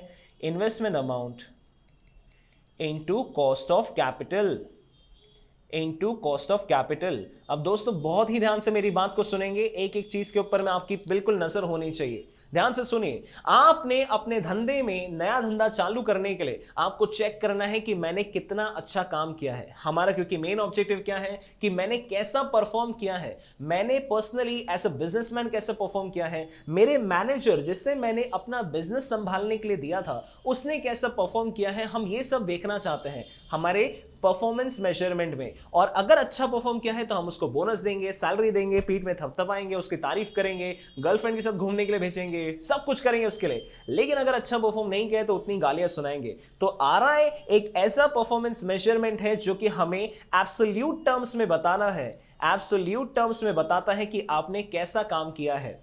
हमने आरआई में देखा था कि वो एक रिलेटिव मेजर है, यानी कि परसेंटेज में शो करता था। ये हमें रुपीस में, अमाउंट्स में बताएगा कि आपने कितना काम अच्छा किया है। सोचिए कि ये आरआई का मतलब क्या है। देखिए यहां पे बेटा, सबसे पहले आपने अपने धंधे में जो पैसा लगाया है दैट इज इन्वेस्टमेंट अमाउंट। मान लेते हैं कि हमने अपने बिजनेस में 1 लाख रुपए लगाए हैं, ठीक है ना। 1 लाख रुपए से आपने अपना हाथ जोड़ के, आपने लक्ष्मी जी के हाथ जोड़ के अपने धंधे की शुरुआत की। और 1 लाख रुपए के ऊपर में आपने पूछा मुझसे, सर जब आपने 1 लाख रुपए भैया अपने धंधे में लगाए हो तो कहीं ना कहीं से तो लेके आए होंगे ना 1 लाख रुपए, यानी कि अपना बैंक से उठाए होंगे, किसी भी मार्केट से उठाए होंगे, डेट होल्डर से लगाए होंगे, इक्विटी होल्डर से उठाए होंगे, लेकिन उनकी कुछ एक्सपेक्टेशन होंगी जिसे हम कहते हैं कॉस्ट ऑफ कैपिटल, यानी कि एक्सपेक्टेशन ऑफ कैपिटल। प्रोवाइडर्स जो कैपिटल प्रोवाइड करते हैं उनकी क्या एक्सपेक्टेशन है, जिन्होंने ये 1 लाख रुपए आपको दिए हैं उनकी कितनी इच्छा है। देखो बेटा, कोई यहां पे श्रद्धा के लिए धंधा मतलब ऐसा नहीं करता कि फोकट में आपको पैसे दे रहे। 1 लाख रुपए आपको अगर दिया है उसने तो वो चाहता है कि 1 लाख रुपए के ऊपर में उससे कुछ रिटर्न मिले, उसको कुछ कम से कम कमाई मिले, है ना। हमें उसको वापस करना होगा। अगर आपने धंधा चालू किया है और 1 लाख रुपए उठाए हैं तो बैंक वालों ने आपको बोला है कि आपको 10% रेट ऑफ इंटरेस्ट पे पैसा लगेगा, है ना, आपको ब्याज देना होगा पैसों पे। तो आपने क्या बोला भाई, 1 लाख रुपए पे 10% मुझे क्या देना होगा, ब्याज देना होगा, इंटरेस्ट देना होगा, पैसा खर्चा इतना मेरा होने वाला है। यानी कि भाई ये तो मेरा क्या हो गया, मेरा कॉस्ट हो गया। अब मैं आपसे पूछता हूं कि आप देखना चाहते हैं कि आपने बिजनेस में अच्छा काम किया है कि नहीं किया है। तो मैं आपसे पूछता हूं कि भाई 1 लाख रुपए का आपने किया क्या, अपने धंधे में आपने लगाया, है ना, आपके बिजनेस में आपने ये पैसे को लगाया है, और पूरा साल खत्म होने के बाद में आपने देखा कि आपके धंधे ने कितना प्रॉफिट किया है। आपने देखा कि मैंने बिजनेस में सारे पैसा लगाए हैं और पूरे साल में मुझे 15,000 रुपीज का क्या हुआ है, इनकम हुआ है। कितने का, 15,000 रुपीज का। और ये 15,000 रुपीज का आपको इनकम हुआ है पूरे साल भर में, इससे मैं कहूंगा आपका प्रॉफिट का ये, नेट प्रॉफिट का ये जो भी है, ठीक है ना। तो आप बताइए मुझे कि आपने अच्छा काम किया है कि नहीं किया है। सर 15,000 रुपए मैंने कमाए हैं और मुझे जो पैसे कमाने चाहिए थे कम से कम, क्योंकि ये पैसे मुझे चुकाने हैं, वो कितने हैं सर 1,00,000 रुपए के ऊपर में 10% यानी कि 10,000 रुपीज मुझे चुकाना है कम से कम। तो बताइए कि आपने अच्छा काम किया है कि नहीं किया है। आपने सर पॉजिटिव 5,000 का अच्छा काम किया है, इससे मैं कहूंगा हमारा रेसिडुअल इनकम। क्या कहेंगे इसे हम कहेंगे हमारा रेसिडुअल इनकम। इनकम का हिस्सा है जो कि बचा हुआ है, इनकम का हिस्सा जो कि बचा हुआ है, दैट इज द रेसिड्यूअल, बचा हुआ। देखो ये इनकम का हिस्सा है, इसमें से ये हमारा खर्चा चले जाएगा 10,000 का, तो बचेंगे आपके 5,000 रुपए जो कि आपके पैसे होंगे। और इससे अगर दूसरे शब्दों में कहूं तो मेरी एक्सपेक्टेशन कम से कम मुझे 10,000 रुपए कमा के चाहिए थे और आपने कमाए हैं 15,000 रुपए, तो मैं कहूंगा कि आपने अच्छा काम किया है, 5,000 रुपए ज्यादा कमाए हैं। So this is the meaning of residual income. आपने कितना पैसा सेव किया है, और ये आरओआई की तरह नहीं है, ये एक एब्सोल्यूट टर्म में है, अमाउंट के टर्म्स में है, राइट। आइए दोस्तों इसके ऊपर में हम एक आगे बात डिस्कशन करेंगे, आगे बढ़ते हैं थोड़ा। मुझे बताइए कि आरओआई को आप कैसे यूज करेंगे। अब आरआई के बेसिस पे अगर आपने 5,000 रुपए का आपको पता चला है कि यहां पे मुझे कमाई होने वाली है, ठीक है ना, अगर आपने ये एक्सपेक्टेशन के हिसाब से निकाला है कि 15,000 रुपीज की कमाई होंगी और मुझे खर्चा आएगा 5,000 का, तो ऐसे प्रोजेक्ट में आप अपनी हामी भरेंगे कि नहीं। आप कहेंगे कि नहीं हाँ मुझे प्रोजेक्ट एक्सेप्टेबल है, मेरे लिए अच्छी बात है, तो आप इस प्रोजेक्ट को एक्सेप्ट करोगे कि नहीं करोगे। सर करेंगे, क्योंकि ये अमाउंट हमें शो हो रहा है। 1 रुपए का भी प्रॉफिट हो तो भी हम एक्सेप्ट करेंगे साहब, क्योंकि पैसा कमाना है अपने को, ऐसा नहीं परसेंटेज कुछ भी देखना है। 1 रुपए कमाई हो रही करना है, 1 रुपए भी नुकसान हो नहीं करेंगे अपन, ठीक है ना। धंधा कर रहे प्रॉफिट करने के लिए, ठीक है ना। सो guys this is the profit, और वो भी रेसिडुअल प्रॉफिट है आपके लिए। ओके तो आपको अगर छोटे शब्दों में अगर ये इन्वेस्टमेंट के ऊपर में एक पॉइंट लिखना है, ठीक है ना, तो ये एग्जांपल ऊपर वाला नोट कर लेना और लिखना मेरे साथ। Since the residual income, since the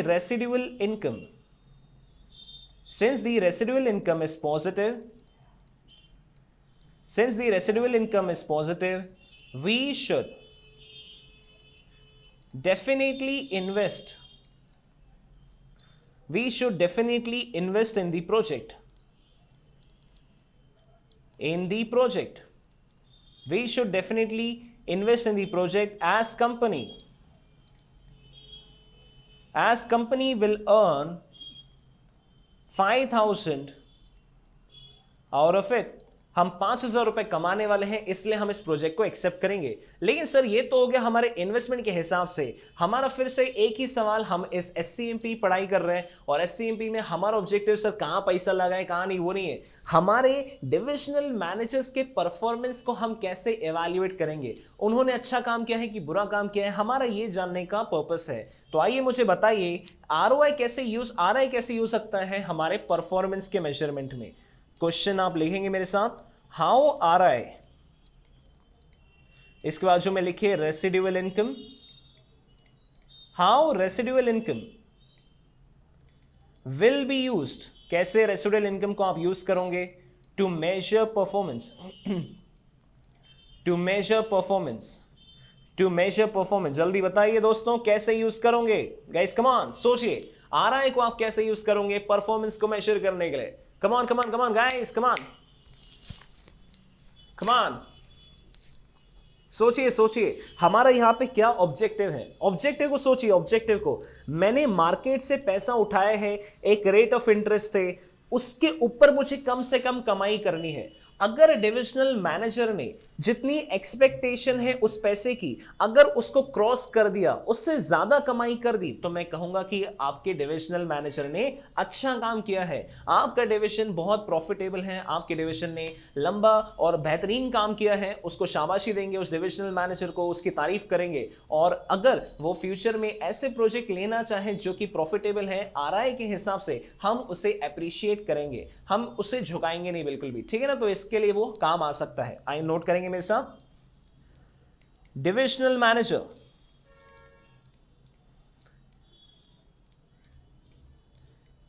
divisional managers will be appraised, उनकी तारीफ की जाएंगी, उन्हें शाबाशी दी जाएंगी।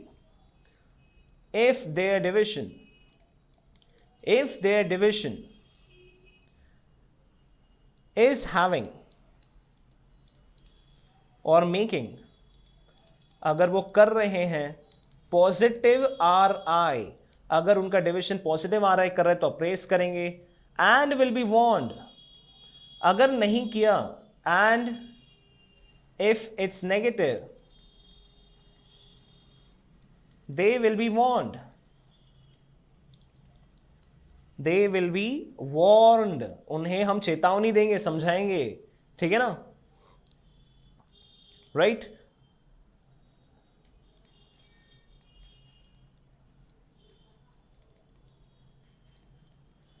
And they will not get incentives as their performance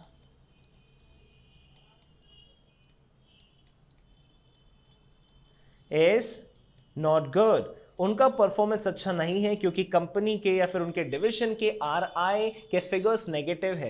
तो ये एक अच्छी हमारे लिए क्या हो सकती है, एक ध्यान देने वाली बात हो सकती है एज एन इन्वेस्टर कि आपकी कंपनी में ROI पॉजिटिव है कि नहीं, RI नेगेटिव है कि नहीं, पॉजिटिव है कि नहीं, तो हम ये सब देख सकते हैं। और डिविजनल के परफॉर्मेंस को चेक करने के लिए भी हम देख सकते हैं कि आपके डिविजन ने कैसे परफॉर्म किया है। डिविजन का RI अगर पॉजिटिव है तो आपने अच्छा काम किया है, RI अगर नेगेटिव है तो आपने अच्छा काम नहीं किया है, ठीक है ना।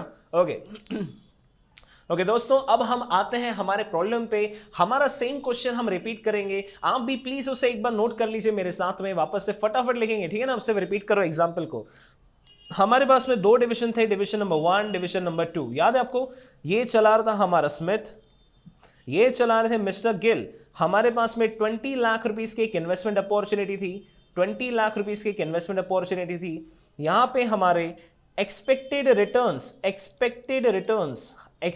रिटर्न्स, हमें जो कमाई की उम्मीद है इस धंधे से वो है 10% की स्मिथ को, और ये गिल को है 7% की। उसके अलावा हमें दिया था कि प्रेजेंट में आपका ROI कितना है, तो वो यहां पे था 13% और यहां पे है 5%।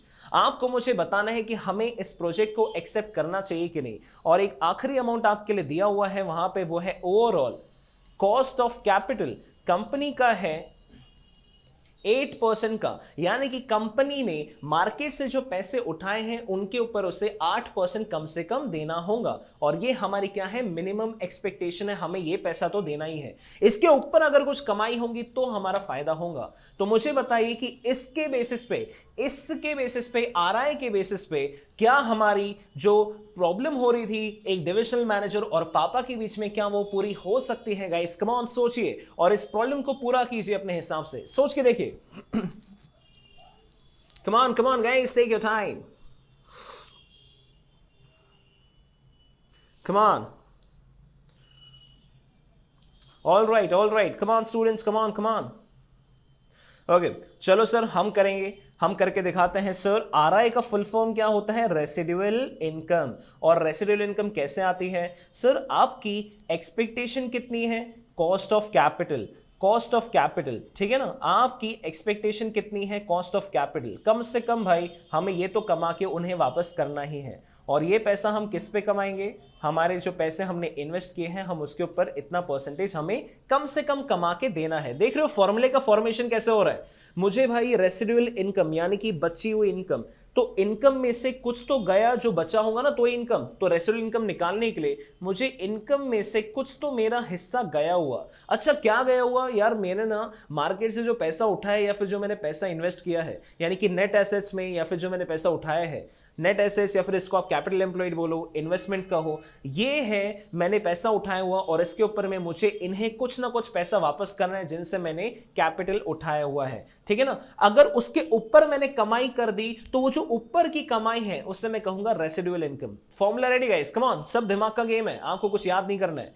अब दोनों डिविजनल मैनेजर हिसाब से सोचिए कि दोनों का ROI क्या होगा। पहले हम D1 का निकालते हैं, फिर हम D2 का कैलकुलेट करते हैं। बहुत ही सिंपल तरीके से, सिंपल शब्दों में सोचिए, इनकम क्या होंगी यहां पे, इनकम यानी कि कमाई, इस प्रोजेक्ट के ऊपर में अगर आपने पैसा लगाया तो आपकी कितनी कमाई होने वाली है। सोचिए, डिविजनल मैनेजर नंबर 1 के हिसाब से आपने इस प्रोजेक्ट में 20 लाख रुपीस लगाया और D1 कमा सकता है इस प्रोजेक्ट से 20 लाख लगा के 10%। देख रहे हो, ये है एक्सपेक्टेड रिटर्न्स। आप 10% कमा सकते हो, यानी कि आप यहां से 2 लाख रुपए कमा सकते हो। कैसे निकाला?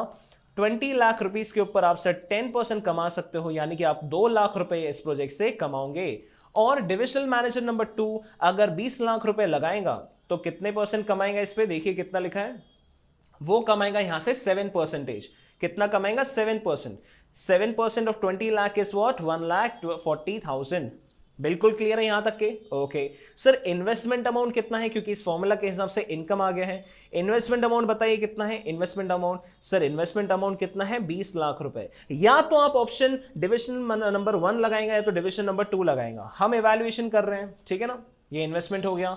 और मुझे बताइए कि आपका कॉस्ट ऑफ कैपिटल कितना है? कॉस्ट ऑफ कैपिटल, आपने जो आपकी कंपनी ने जो पैसा उठाया है मार्केट से, उसके ऊपर उसे कम से कम 8% रिटर्न करना है।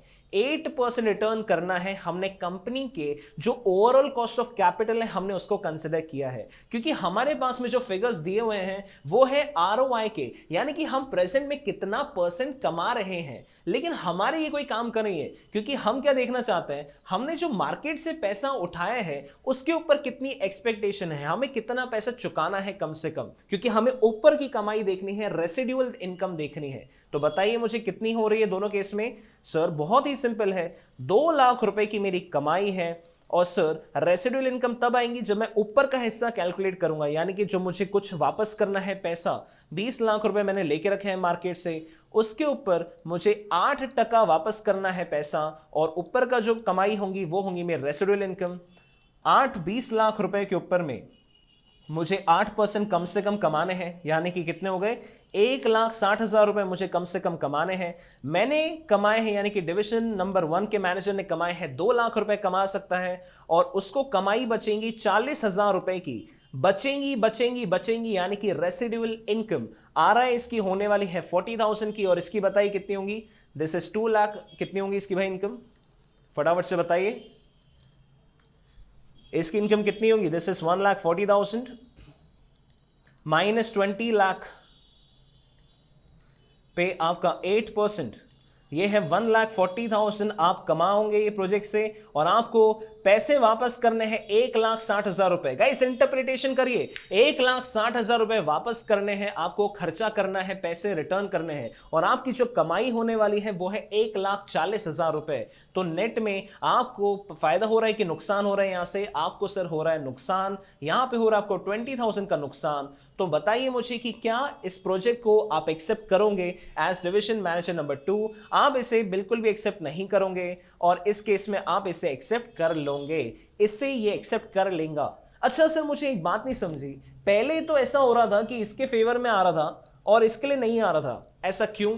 क्योंकि सोच के देखिए बच्चा, बहुत ध्यान से, पहले क्या हो रहा था, ROI के हिसाब से हमने क्या बोला डिविजनल मैनेजर को कि मैं तेरा परफॉर्मेंस चेक करूंगा ROI के हिसाब से, जो कि करंट ROI है। अगर तूने उसको मेंटेन नहीं किया या फिर इससे कम कमाई की तो मैं तुझे तारीफ नहीं करूंगा, तेरा परफॉर्मेंस अप्रेजल रोक दूंगा, तुझे बोनस नहीं दूंगा। तो ये बंदा क्या हो गया, डर गया ROI के केस में। इसने बोला नहीं नहीं, मैं कोई प्रोजेक्ट नहीं करना, अरे भैया बहुत तकलीफ हो जाएगी मेरे साथ, तो नहीं करूंगा मैं। लेकिन जब ROI छोड़ के कंपनी ने RI अप्लाई किया और देखा इसने कि भाई RI मेजर के हिसाब से मुझे तो 40,000 की कमाई हो रही है और इससे कंपनी को 40,000 का फायदा होगा, मुझे भी पर्सनली 40,000 का फायदा होगा, मुझे इसे एक्सेप्ट करना चाहिए, और ये इसे एक्सेप्ट कर लेगा, करेंगे। और इस केस में इससे क्यों फायदा नहीं हो रहा है? क्योंकि भाई कंपनी का कॉस्ट ऑफ कैपिटल 8% का है, और इसका जो पर्सनल ROI के हिसाब से इसको क्यों फायदा था? क्योंकि उसको 5% कम से कम कमाई चाहिए थी और उसमें 7% मिल रहा था।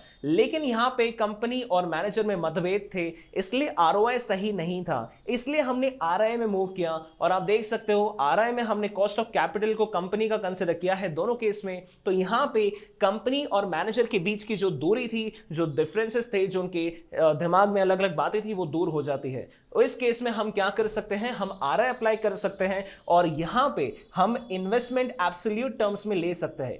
1 रुपए का भी फायदा हो रहा है तो आपको दिखाई दे रहा है, वहां पे परसेंटेज में हो सकता है कि बड़े बड़े फिगर्स होने की वजह से, परसेंटेज होने की वजह से हमारा उसमें ध्यान नहीं जाए, लेकिन यहां पे क्लियर समझ रहे हैं कि ये प्रोजेक्ट को एक्सेप्ट किया तो 40,000 रुपए बचेंगे, तो एक्सेप्ट करने का। यहां पे 20,000 रुपए का नुकसान है इसको एक्सेप्ट नहीं करने का। ठीक है, समझ रहे हो? मतलब पैसे में, रियल टर्म्स में आपसे बात हो रही है, परसेंटेज में बात नहीं हो रही है। तो बताइए इसमें क्या आपका डिसीजन होगा? Here division number 1, Mr. Smith will accept the proposal on the basis of ROI, RI basis, accept this project as RI is positive.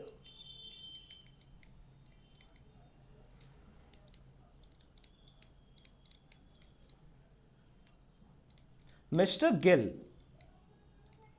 will reject the project. Mr. Gill will reject the proposal या project as RI is -20,000, ठीक है ना? And guys सबसे important, RI is better than ROI since there is goal congruence meeting in the interest of company, in the best interest of company। इसके पहले company के interest में नहीं था, डिविजनल परफॉर्मेंस अपने हिसाब से डिविजन्स देख रहे थे। यहां पे हमने इंटरेस्ट, कंपनी के इंटरेस्ट को भी ध्यान में रखा है और उसके हिसाब से हमने काम किया है, तो ये ज्यादा बेटर है। ठीक है ना? अब मुझे बताएंगे सर ये क्या है, आप इसको नोट कर लो एक सेकेंड, मैं एक और पॉइंट आपको लिखाता हूं। Since it is an absolute major, since it is an absolute major, क्योंकि ये एक एब्सोल्यूट मेजर है, यानी कि अमाउंट्स में हम आप पे बात करते हैं, अमाउंट्स में, परसेंटेज में नहीं, क्लियर कट अमाउंट्स में नोट करने लगे तो it can't be used as a tool to compare, it can't be used as a tool to compare two organizations of different size। Sir अगर हमारे पास में दो ऑर्गेनाइजेशन है, भले ही अलग अलग सेम इंडस्ट्री में हो, लेकिन उनका साइज अलग अलग है। एक एग्जांपल के लिए सोच के देखिए बच्चों, बहुत ध्यान से सोचिए, फिर से छोटा सा एग्जांपल गाइस, मैं बहुत छोटा इंसान हूं, 1 लाख रुपए मेरे पास में पैसा है और मुकेश अंबानी के पास में है 1 करोड़ रुपए। कितने? 1 CR का। और भाई हम दोनों कमाते हैं 10% रिटर्न्स, राइट? हमने समझ लीजिए कि हमने दोनों ने 10% कमाए हैं, और मान लीजिए कि ROI हम दोनों का इस प्रकार से निकल रहा है। मेरा ROI आ रहा है, मान लीजिए 10,000 का, एग्जांपल के लिए है ये, ठीक है ना? और उसका ROI आ रहा है कितना भाई? 10 लाख रुपीस का। गाइस उसका ROI आ रहा है 10 लाख रुपीस का। तो आप क्या कहेंगे कि मेरा बिजनेस अच्छा नहीं है, इसका बिजनेस अच्छा है? क्या आप इसको इस बेसिस पे हमें कंपेयर कर सकते हैं? सर नहीं कंपेयर कर सकते। अभिषेक सर और मुकेश अंबानी को हम कैसे कंपेयर करेंगे? इन्होंने इतनी कम लागत लगाई है और इनका सर जो अमाउंट के टर्म्स में प्रॉफिट है वो ऑब्वियसली कम होगा, क्योंकि इसने भले ही 10% कमाया है, लेकिन अमाउंट के हिसाब से इसका सिर्फ 10,000 निकल रहा है और भाई का निकल रहा है 10 लाख रुपए, क्योंकि उसने पैसा बहुत लगाया है धंधे में, पैसा बहुत लगाया है धंधे में, और साइज काफी अलग हो गया है, सेम साइज का नहीं है। इसका भैया कैपिटल इन्वेस्टमेंट बहुत ज्यादा है, इसका कैपिटल इन्वेस्टमेंट बहुत कम है, तो इसलिए हम इसे कंपेयर नहीं कर सकते RI के बेसिस में। अगर आपको इससे परफॉर्मेंस मेजरमेंट के हिसाब से इंपॉर्टेंस देनी है, वैल्यू देनी है, अगर आप इसको लिमिट लगाना चाहते हो, चेक करना चाहते हो कि अच्छा काम हुआ है कि नहीं हुआ है, तो आप कैसे करेंगे? क्योंकि आप यहां पे तो कंपेयर कर नहीं सकते, तो आप यहां पे कंपैरिजन नहीं कर सकते। लेकिन अगर आपको यहां पे परफॉर्मेंस चेक करनी है तो आप क्या कर सकते हो? यहां पे आप लिमिट लगा सकते हो। To overcome this thing, to overcome this thing, budget यानी कि कितना आपका ROI होना चाहिए, बजट स्टैंडर्ड मतलब कि भाई मैंने एक डिसाइड कर दिया कि अभिषेक सर को 9000 अगर इसने आरओआई अचीव किया तो भाई इसने अच्छा काम किया है। और मुकेश अंबानी इसमें अगर भाई ने कम से कम 11 लाख रुपए का आरओआई अचीव किया तो अच्छा काम किया है, ठीक है ना। तो यहां पे क्या हो गया, भाई को मुकेश अंबानी को दिया मैंने 11 लाख का और अचीव किया उसने सिर्फ 10 लाख का, तो उसने अच्छा काम नहीं किया है, ठीक है ना। तो अगर उनकी कंपनी इस प्रकार से अमाउंट लगा दे, बजट लगा दे, तो उसे प्रॉपर्ली चेक कर सकते हैं। क्योंकि देखो आप ऐसे इंडस्ट्री वाइज आप चेक नहीं कर सकते, साइज अलग अलग है, दो कंपनी कंपेयर कर दिया, ऐसे कंपेयर मत करो भाई, साइज अलग अलग है, ठीक है ना। दोनों के पास में सेम पैसा होना चाहिए, बोलते ना लाइन, अगर रेस चेक कर रहे हो तो दोनों की जो रेसिंग में जहां से शुरुआत कर रहे हैं, जहां स्टार्टिंग लाइन दोनों की सेम होनी चाहिए, यहां पे स्टार्टिंग लाइन अलग अलग है। Standards should be set. Standards should be set for both of separate sizes. Right हमें दोनों के साइजेस के हिसाब से उनके निर्धारित अमाउंट सेट करने चाहिए। So guys this was the end of our topic. हमने आरओआई डिस्कशन किया, आरआई डिस्कस किया, फटाफट से रिपीट करेंगे गाइस, कम ऑन, देखते हैं आपका कितना है आपका रिवीजन स्ट्रेटजी। देखिए आरओआई में हमने क्या देखा, रिटर्न ऑन इन्वेस्टमेंट, रिटर्न यानी कि कमाई कितनी हुई इन्वेस्टमेंट के ऊपर में, 100 रुपए लगाया और मुझे उसमें 10 रुपए कमाई हुई, तो 10% आपने कमाया। और आरओआई हमने क्या देखा सर, हमने आरओआई का मतलब क्या है, रेसिडुअल इनकम, बचा हुआ पैसा। तो हमारा रेसिडुअल मतलब कि बचा हुआ, तो सर इनकम में से कुछ अमाउंट कटा होगा तो ये रेसिडुअल आया होगा। इनकम लिया उसमें से क्या हटाएंगे हमने जो पैसा मार्केट से उठाया है, इन्वेस्टमेंट का अमाउंट वो कितने रेट पे उठाया है, cost of capital, expected cost of capital कितना है, तो हम उसके हिसाब से चेक करते हैं आरआई कितना है। आरओआई हमारा रिलेटिव मेजर है, आरआई हमारा क्या है, हमारा एब्सोल्यूट मेजर है। यहां पे हम सेम साइज सेम इंडस्ट्री को हम मेजर कर सकते हैं, आपस में कंपेयर कर सकते हैं। यहां पे हम कंपेयर नहीं कर सकते क्योंकि साइज का डिफरेंस है और दोनों का कैपिटल इन्वेस्टमेंट अलग होता है, तो ऑब्वियसली हम इससे कंपेयर नहीं कर सकते। सो गाइस ये हमने देखा। मैं आपको 1 मिनट आईसीएआई का मॉड्यूल दिखाना चाहूंगा और देखते हैं कि हमने सारे पॉइंट्स कवर किए कि नहीं, ठीक है ना। आइए फटाफट 1 मिनट इन्वेस्ट करेंगे, फिर टॉपिक एंड। ओके तो हमने बात की सस्टेनेबल बिजनेस होने के लिए 3 पॉइंट्स होने चाहिए और हमारे पास में इंडिकेटर्स है, ठीक है ना, सर्वाइवल के लिए। तो हम यहां पे प्रॉफिटेबिलिटी के लिए परफॉर्मेंस मेजर यूज कर सकते हैं फाइनेंशियल वाले। सबसे पहला उसमें हमने देखा आरओआई, जो कि ड्यू पॉइंट एक अमेरिकन कंपनी 1920 में पहली बार ने रिकॉग्नाइज किया कि हम हमेशा हम क्या करते हैं, सिर्फ और सिर्फ प्रॉफिट के बेसिस पे काम करते हैं। लेकिन पहली बार इस कंपनी ने रिकॉग्नाइज किया कि जो प्रॉफिट तुम कमा रहे हो वो देखो कि कितने एसेट के ऊपर में कमा रहे हो, यानी कि कितने पैसे खर्च किए हैं उसके ऊपर कमा रहे हो, यानी कि इन्वेस्टमेंट के ऊपर में। तो पहले हमने देखा income generated on such investment और उसके बाद में सारी ऑर्गेनाइजेशंस ने इसको यूज किया। फिर यहां पे वही बात लिखी है कि इसका मतलब क्या है, यहां पे कॉमन मेजर है और ये क्या है, कंपेयर करने में काम आता है सिमिलर साइज और सिमिलर सेक्टर्स को, ठीक है ना। इसमें कुछ लिमिटेशंस भी हैं जैसे कि यहां पे दिए हुए हैं, आगे हम आके डिस्कशन होंगे हमारे। और हमने फिर ये वाला एग्जांपल डिस्कस किया हमने अच्छे से, ठीक है ना। यहां पे देखिए बहुत ही इंपॉर्टेंट यही शब्दों को इसने यहां लिखा हुआ है। जब यहां पे हम इवैल्यूएट करते हैं डिविजनल मैनेजर की परफॉर्मेंस को आरओआई के बेसिस पे, तो काफी बार गोल कॉन्ग्रुएंस मीट नहीं होता है, यानी कि कंपनी का हित और डिविजनल मैनेजर का हित अलग अलग होता है, दोनों को मैच नहीं किया जा सकता, ठीक है ना। हमने ये ऑलरेडी डिविजनल परफॉर्मेंस मेजर पहले हमने डिस्कस किया हुआ है, ये वाला पॉइंट, ठीक है ना। और गोल कॉन्ग्रुएंस हम कैसे मीट करेंगे, यहां पे हमने ये वाला एग्जांपल देखा और हमने देखा कि भाई इसमें जो है ए का जो मैनेजर है, ऐसे ही वाला हमने एग्जांपल लिया और हमने देखा कि वो क्या करेगा, इसको एक्सेप्ट नहीं करेगा, अनविलिंग रखेगा। और ये वाला मैनेजर बी का क्या करेगा, इसे एक्सेप्ट कर देगा क्योंकि 7% का रिटर्न्स है। और कंपनी के लिए फायदेमंद क्यों नहीं है, हमने देखा ये वाला, क्योंकि क्या हो रहा है यहां पे, देखिए यहां पे ये वाला एक्सेप्ट करेंगे, ध्यान से देखिए दोनों के दोनों मैनेजर्स बेस्ट इंटरेस्ट में होना चाहिए। कंपनी इसे एक्सेप्ट तब करेंगी जब आरओआई हमारा कॉस्ट ऑफ कैपिटल से ऊपर है। लेकिन यहां पे मैनेजर जो है अल्फा यानी कि ए वाला जो हमने डिस्कस किया, वो क्या बोल रहे हैं कि एक्सेप्ट करो और बी बोल रहे हैं मत करो। तो इस केस में आनातानी दोनों कंपनी के मैनेजर्स के बीच में हो रही है और कंपनी के बीच में हो रही है। ये लीड करता है सब ऑप्टिमाइजेशन, यानी कि परफेक्ट डिसीजन आपका नहीं आ रहा है, इस कंपनी के हित में बात नहीं हो रही है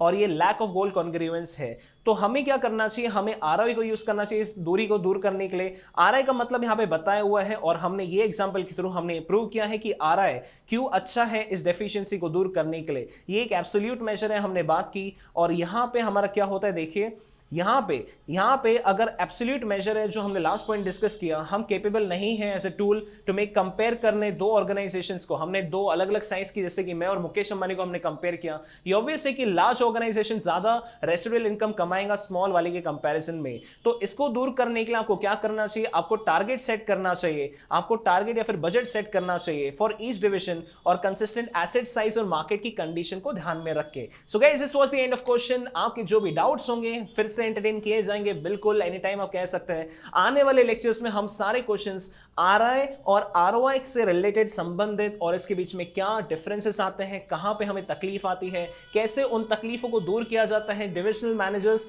अपने हिसाब से कैसे काम करते हैं, गोल कॉन्ग्रुएंस की बात करेंगे, बिहेवियर की बात करेंगे, हर चीज हमारे क्वेश्चंस में डिस्कस की जाएंगी। ये कॉन्सेप्ट को कैरी कीजिए, आपके सारे क्वेश्चंस आपको काफी इजी लगने वाले हैं। ठीक है ना? चलिए आगे बढ़ते हैं दोस्तों क्वेश्चंस में।